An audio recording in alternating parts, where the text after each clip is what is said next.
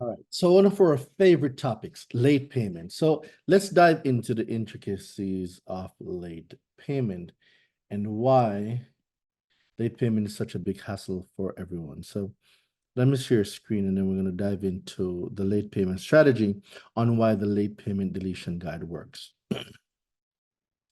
So how many Americans suffer from late payments?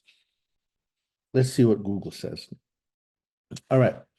So 37%, right? According to NerdWallet, 37% of Americans paid a late fee on a bill in the last 12 months. All right, so let's do the math. 37%, right?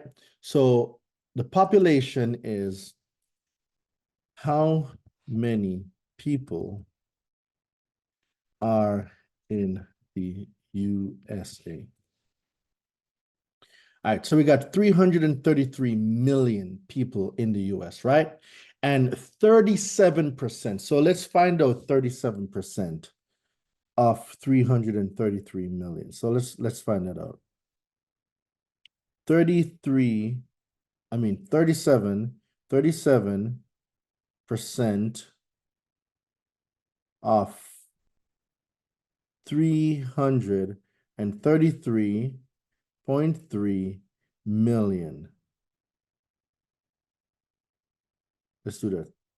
37% multiplied by 333 million. 1, 2, 3, 2. Okay, 300. So 123 million. So approximately 123 million people suffer from late payments. And I'm here to show you guys that a late payment does not exist. And here's why. What do we know about late payment? There's one law that authorizes a late payment, 15 USC 1666B. This is the only law that authorizes a late payment. Now, under timing of payment, a creditor may not treat a payment on a credit card account under an open-end consumer credit plan as late for any purpose. That simply means they cannot treat a payment as late unless these are the only factors. So everything that follows now are the only factors together that can have a creditor treat a payment as late. So the first thing we need to know is that what? There needs to be an adaptation of reasonable procedures designed to ensure that each periodic statement. So the first thing we need to know is that there's periodic statements going on.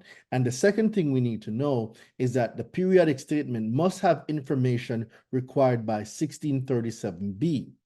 And this information and periodic statement, it must either be mailed or delivered. So we're at number 3. It must either be mailed or delivered, and they need to prove that it was mailed or it was delivered to the consumer not later than 21 days before the payment due date. So there's also a time clock. So they must be able to establish those 4 things in order for a creditor to treat a payment as late. However, when it comes to late payment itself, late payment is also a negative item or negative information.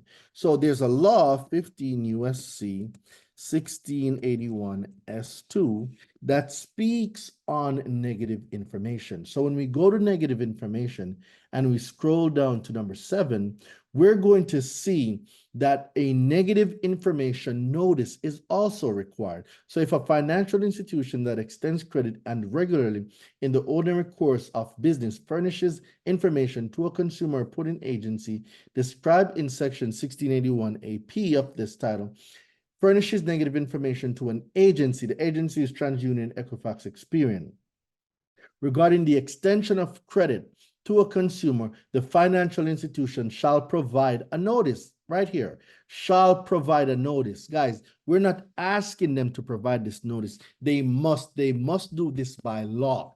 All right. If this was not done, compliance was not done, the late payment is invalid that was furnished on your consumer report. And the timing is very important. So this notice required under subparagraph A shall be provided to the consumer. See, shall be provided. That means you must get it. Shall be provided to the consumer prior to or not later than 30 days after furnishing the negative information to a consumer reporting agency. So what does all of this mean?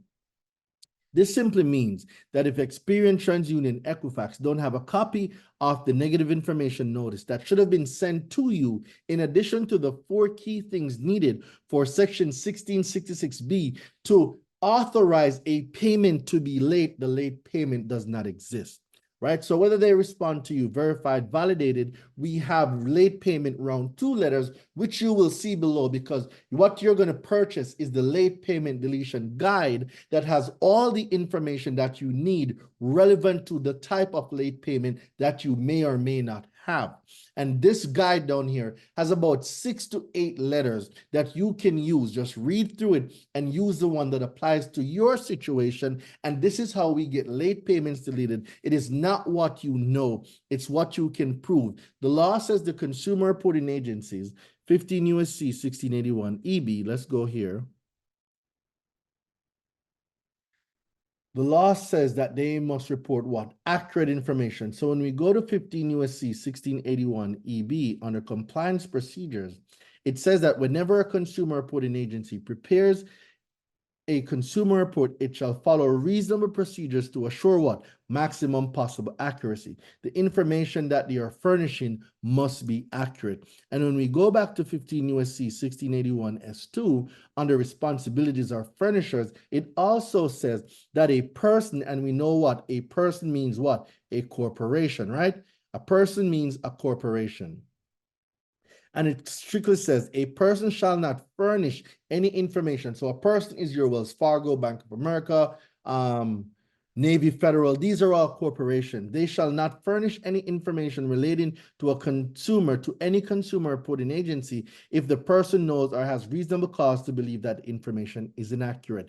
Them furnishing a late payment that is not compliant with the law is inaccurate information being furnished, and this is how we get late payments deleted. So for those of you that are a part of the 123 million Americans that had a late payment in the last 12 months, this is the letter that you're going to use to get the late payments deleted. If you have older late payments, you can use it as well, because they must be able to prove that these notices were sent out and the conditions were met for these late payments to exist. Without these conditions met, a late payment does not exist. It exists on your credit because you let it exist and you did not challenge its compliance. That's it for late payments. We get late payments deleted like crazy. Get the guide below and go get those late payments deleted.